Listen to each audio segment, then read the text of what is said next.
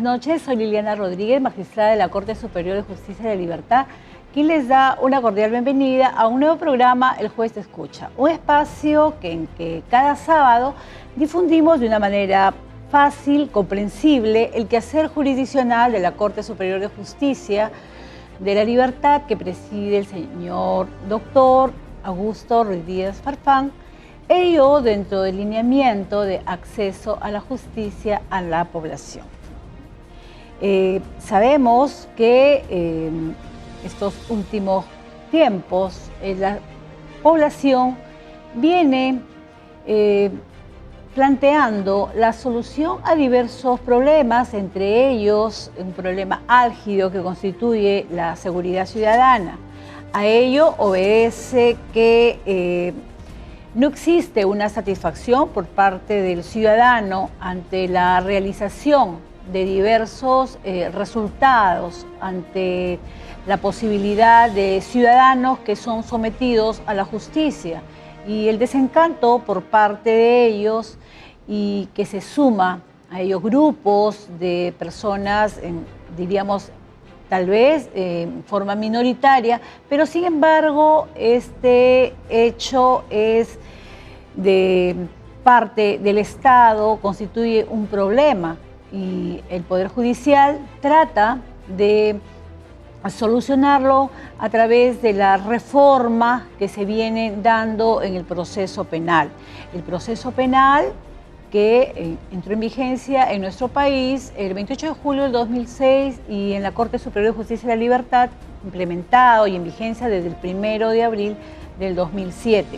Modelo procesal que tiene como fin la reorientación al modelo procesal anterior y de alguna manera trata de alcanzar la eficacia, transparencia en el desarrollo del mismo.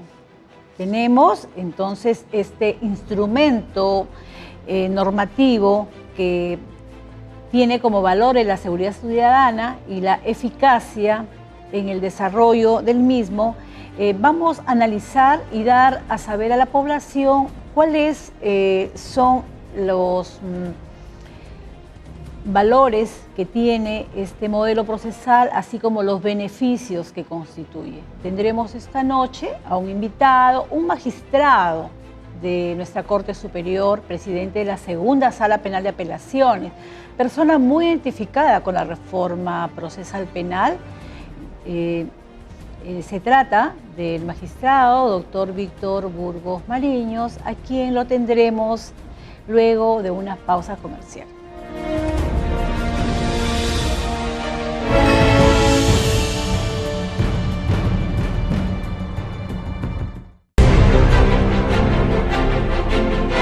Tal como les anuncié en el bloque anterior, tenemos como invitado en nuestro set esta noche al señor doctor Víctor Burgos Mariños, quien es presidente de la Segunda Sala de Apelaciones de la Corte Superior de Justicia de la Libertad, a quien le agradecemos de todo por haber concurrido a nuestra invitación. Muchas gracias, doctora. Quisiéramos, doctor, que con la experiencia que usted tiene en la magistratura, ¿podría dar un alcance a los televidentes referido a este nuevo modelo procesal y pueda usted expresar de qué manera considera que se dan los actos que se realizan en los procesos, la transparencia, la publicidad de ellos, y de alguna manera esto conlleva a una crítica que podría ser por parte, en este caso, de los involucrados, transparencia y finalmente un resultado que va a conllevar a cada uno de los pasos que se han realizado y en el cual ellos han estado presentes y han tenido acceso? Sí. Gracias, doctora. Bueno, para que la población pueda comprender, ¿no?, en términos sencillos, cuál es el significado de la reforma, tendríamos que remontarnos, ¿no?, a la época donde estaba vigente en nuestro distrito judicial el antiguo Código de Procedimientos Penales. En aquella oportunidad, no recordarás tú, y también recordará la población, el juez trabajaba en su despacho y su despacho quedaba siempre al fondo, en la última oficina del juzgado. Y el juez trabajaba sin que nadie lo viera, trabajaba al fondo. Y esa es la imagen que siempre ha tenido el juez para con la sociedad, un juez distante, lejano, y en donde la población no podía, porque no podía ver al juez cómo resolvía los casos. Y eso fue el origen de todos los cuestionamientos que históricamente se hicieron a los jueces. El nuevo modelo hace un cambio radical en este concepto, porque hace que el juez salga de su despacho, del fondo de su juzgado, y lo ubica ahora en una sala de audiencia y lo pone al juez a trabajar públicamente. Este es el cambio, a mi concepto, más trascendente, porque impone una nueva forma de trabajar de los jueces y de la justicia, que hace que se aproxime el juez mucho más hacia la sociedad, para que la sociedad pueda verlo trabajar, pueda verlo cómo resuelven los casos, lo pueda fiscalizar, pueda conocer, ¿no?, a tu juez. El juez puede escuchar a las partes directamente, ¿no? Pero este cambio no solamente ha involucrado a los jueces, sino también a los operadores de justicia, porque muchas veces se ha cuestionado que el juez es el inmoral o el incorrecto, ¿no? Entonces ahora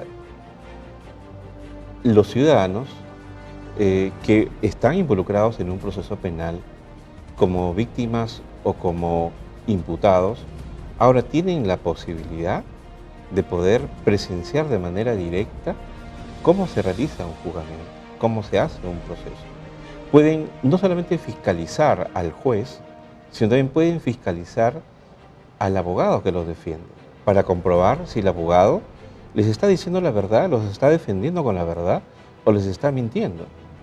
Antes era muy fácil, ¿no?, sorprender a los justiciables, aprovecharse de su preocupación, de su temor, de sus miedos, y ahora pues es distinto, porque ahora el ciudadano, dije como agraviado, víctima o imputado, puede perfectamente fiscalizar cómo trabaja el abogado que lo defiende, cómo trabaja el fiscal que defiende la sociedad.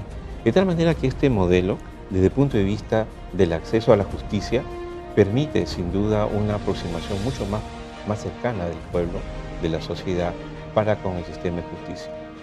No, sin duda alguna que es mucho más vemos importante. nosotros que la posibilidad de que ingrese cualquier ciudadano, jóvenes estudiantes de Derecho, cualquier persona, los medios de prensa, y esto es difundido, y esto constituye una garantía porque de esta manera se constituiría, diríamos, en una veeduría pública, porque son ellos los que están siguiendo en cada caso y luego van a analizar cómo y a qué obedece ese resultado que el juez ha emitido, una resolución, ¿no?, la motivación de su sentencia, si obedece o no a lo real y cómo se ha desarrollado. Hay un concepto que aquí se rescata muchísimo, ¿no?, que es el concepto de la verdad. La verdad, cuando es oculta, encubierta, tiende a distorsionarse. Pero cuando la verdad es llevada a un escenario público, como una audiencia pública, entonces la verdad se transparenta, se sincera. Entonces ahí el litigante puede saber si tiene o no tiene derecho. Y si tiene cómo probar lo que afirma que le corresponde. Entonces cuando las pruebas se exponen públicamente, es bien difícil torcer la verdad. Y esto me permite también señalar que ahora pues que en el nuevo modelo, pues el juez necesita de la verdad y para eso el juez exige de las partes que le lleven una verdad. Por eso que como sabrás y como sabrá la población ahora, para litigar hay que tener la verdad de su lado, porque hay que convencer públicamente al juez y a las partes y al público que asiste a las audiencias que quien defiende la verdad es realmente la verdad. Y el juez, no hay ningún juez que cuando vea las pruebas que se exponen públicamente pueda decir que no hay verdad, tiene que decir que hay verdad. Y eso justamente también permite garantizar el debido proceso en el nuevo modelo procesal. Ciertamente, pero quisiéramos también que usted pueda indicar a la población de qué manera o cuáles son las formas para que puede realizarse que puede solucionarse un problema o un conflicto ante una acción típica, antijurídica, culpable, reprochable penalmente? Bien, el proceso diseña, el nuevo modelo procesal diseña tres formas de resolver un conflicto penal, ¿no? Una, a través de las facultades discrecionales de la Fiscalía y que se sustentan sobre la base del consenso. Es decir, una solución compositiva, una solución del conflicto entre el autor y la víctima. Cuando el autor, arrepentido del delito que cometió y consciente de su responsabilidad, acude reparando el daño a la víctima. Y si esto se logra, entonces el Estado renuncia al castigo, renuncia al proceso y legitima esa solución como una solución válida en nuestro ordenamiento de justicia. Una segunda forma de solución es a través de las salidas alternativas. Es decir, cuando el autor no tiene un caso que litigar, no tiene un caso que defender, las pruebas son abrumadoras contra él, entonces él considera que si va al juicio le pueden imponer una pena mayor, consiguientemente él opta por salir o llegar a un acuerdo con la Fiscalía y llegar a una terminación anticipada o conclusión. Es una forma de cómo se resuelve también el conflicto sin juicio. Y una tercera forma de solución es a través del juicio, ¿no? Donde las partes van con sus teorías de caso, que son verdades que se proponen y que llevan las partes sus pruebas para que en el juicio se pueda determinar cuál de las partes litigantes tiene la verdad de su lado. Y en el juicio si que se llega a probar el caso de la Fiscalía y probar la responsabilidad penal del acusado, el juez pueda imponer una pena, ¿no?, acorde con los principios de proporcionalidad, necesidad, ¿no?, de la pena. Esas son las tres formas de solución que se regulan. Referida a las dos primeras, vemos un alto porcentaje, al menos en este distrito judicial, de salidas alternativas. ¿Cuáles son, por ejemplo, principio de oportunidad, en los cuales daríamos a conocer a los señores televidentes que se tratan procesos de mínima lesividad o claro, bagatela, ¿no? Sí, si me permites precisar, el Estado peruano desarrolla dos estrategias de política criminal para poder afrontar los delitos. Una primera es a través de las soluciones compositivas, ¿no?, a través de los mecanismos de criterios de oportunidad y a través de las penas suspendidas, que son formas en las cuales el Estado renuncia al castigo penal, siempre y cuando el autor haya reparado el daño a la víctima. Y esto se funda en una cuestión básica de conceptualizar al proceso como un conflicto. Es decir, el proceso no es solo la vía en la cual el Estado impone el castigo, sino que es la vía por la cual el Estado ahora tiene que buscar una solución del conflicto. Realmente que sí, este tema es importantísimo y sobre ello merece hacer un análisis y exponerle a la población porque que conozcan. Pero, ¿qué le parece si vemos este tema luego de unos bloques comerciales? Con todo gusto. Y ampliaremos él.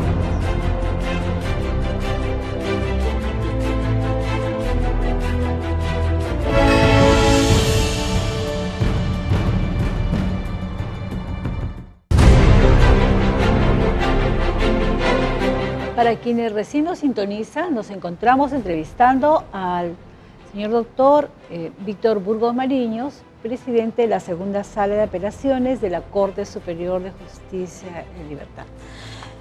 Señor doctor, como hablábamos antes de los comerciales, que existe un gran número de problemas resueltos, los cuales se han utilizado salidas alternativas en resolución de conflictos. Y considero que pese a que una de las características es la inmediatez y una reparación eficaz, podría ser para la víctima, pero la ciudadanía que no conoce de cerca este instituto confunde un poco como si se trataría de penas muy simples, porque finalmente cuando va la conculcación a un bien jurídico, un delito, lo que espera la población son penas graves, carcelería u otras. ¿Qué nos podría decir al respecto? Claro, lo que pasa es que en nuestro derecho penal distingue dos formas de cómo solucionar los conflictos. penales, ¿no? Y eso gracias al nuevo Código Procesal Penal, ¿no? Eh, la primera forma es a través de las resoluciones compositivas, como dije, aplicable solo para aquellos delitos de menor envergadura, ¿correcto? Aquellos delitos en los cuales la pena es baja y en donde el Estado legalmente ha dicho, en estos casos no lo persigo ni lo sanciono, si es que el autor repare el daño a la víctima. Y el otro grupo de delitos, que es los delitos más graves, que podrían ser aquellos, o que son aquellos que van a merecer una pena efectiva, pena mayor de 4 años, ahí sí el Estado ha previsto penas de carcelería, ¿no? Y bueno, hay penas que van de los 4, 5, 6 hasta penas altísimas, ¿no? Y esas son, esos son para los delitos mucho más graves que afectan pues al orden social, a la seguridad ciudadana. Esas son las dos estrategias. Son distintas, ¿no? Formas de cómo resolver el conflicto penal, ¿no? Y además que este hecho, el uso de estas soluciones alternativas daría oportunidad para que tal vez la judicialización de casos de delitos de mayor gravedad pudiera dedicarse los jueces a indagar más allá o los fiscales al conocimiento de los casos más graves, ¿no? Claro, esa es la idea, ¿no? En realidad empezamos muy bien al inicio con bastantes salidas alternativas y esto tiene que ver ya con un tema ya de seguridad ciudadana. Lamentablemente, luego que se incrementaron las penas, ha habido una disminución de las terminaciones anticipadas, pese a ser, fíjese, casos de flagrancia delictiva, robos agravados, extorsiones, pese a ser flagrancia delictiva, y pese a que el imputado no tiene un caso que litigar, que llevar una verdad, una tesis de inocencia, pese a ello, los imputados ya no aceptan terminaciones anticipadas, ya no están saliendo o resolviendo los problemas a través de este mecanismo alternativo. Hay varias razones que pueden justificar. Uno, que ya no hay un incentivo para el imputado frente a una pena tan alta como es de 20 años, ver reducida su pena en un sexto. No tienen ese incentivo.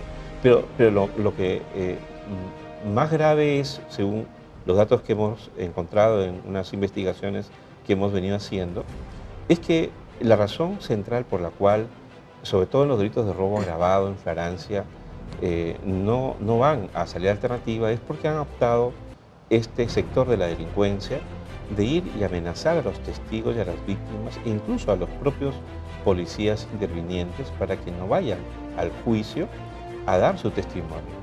Y eso lo estamos apreciando en los juzgamientos, las víctimas ya no van al juicio, ¿no? O si van y se retractan. Entonces eso está generando pues un problema propio, digamos, de la complejidad de la delincuencia y este espacio que los delincuentes han encontrado de amedrentar testigos para poder aspirar o lograr una ansiada libertad, ¿no? A través de la falta de pruebas. Y de hecho que ha habido algunos casos que hemos detectado en sala y que lamentablemente tenemos que buscar una solución para corregir esta situación, ¿no? Que es grave, ¿no? ¿Usted considera que una solución podría ser la utilización de pruebas anticipadas a inicio, es decir, tener de tal manera ello para poder validar en la etapa de juicio oral? Es importante. Miren, nosotros en La Libertad, con el esfuerzo de todos los jueces y de todo el personal desde el año 2007, hemos hecho varios logros importantes que han tenido repercusión nacional. Hemos consolidado la audiencia como la parte más importante del modelo y a partir de la audiencia hemos generado un cambio de prácticas de todos los operadores en aras y en torno a lograr los principios y valores del nuevo modelo, a través de la oralidad, ¿no? Fundamentalmente. Pero también nos hemos preocupado por la víctima. En nuestra corte, desde el año 2011, tenemos una cámara GESEL. Una cámara GESEL es un recurso tecnológico que permite garantizar la no revictimización de víctimas abusadas sexualmente, que es un logro importante para nuestra corte, porque fue la primera corte a nivel del Perú que instaló su cámara GESEL, ¿no?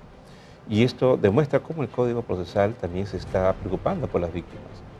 Y la cámara de GESEL más la prueba anticipada, que es una de las herramientas que también trae el código, permite, ¿no?, ahora proteger a las víctimas, para evitar que las víctimas puedan ser acosadas, ser chantajeadas o amenazadas hasta que vayan al juicio, varios meses después. En cambio ahora con este mecanismo se está logrando proteger, pero aún a pesar de ello es insuficiente, ¿no?